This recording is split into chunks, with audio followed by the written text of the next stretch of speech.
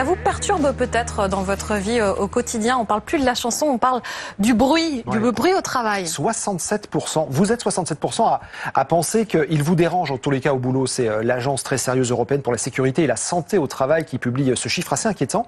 Et du coup, les entreprises commencent à prendre le problème très très au sérieux et elles commencent à réaménager même leurs espaces. Jonathan Dupriez, François Luce, Sébastien Savoie.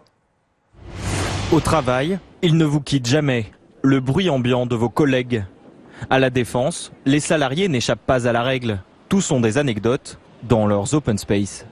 Ça peut être un peu gênant, on peut avoir un peu de manque de concentration par moment. Le pire, c'est vraiment l'écoute téléphonique, les coups de téléphone dans l'open space. Ouais. Je mets un casque avec de la musique pour quand je dois vraiment me concentrer pour être focus sur mon travail. Cet espace de coworking a été confronté au problème. Dans un lieu confiné, la moindre réunion se transformait en cauchemar pour les autres.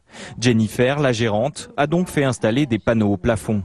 L'avant-après est assez miraculeux. Il n'y a plus tellement de problématiques. Les équipes peuvent travailler, peuvent parler, peuvent téléphoner sans souci. Et un espace de travail apaisé a un effet direct. Il incite les autres usagers à être plus silencieux. C'est l'effet psychologique, c'est-à-dire que les gens, vu que le bruit était plus feutré, sont mis eux aussi à parler un peu moins fort et à faire attention à leur voix. Pour ce spécialiste, le bruit au travail est devenu un enjeu pour les entreprises, car la fatigue auditive engendre du stress et des troubles de retour à la maison.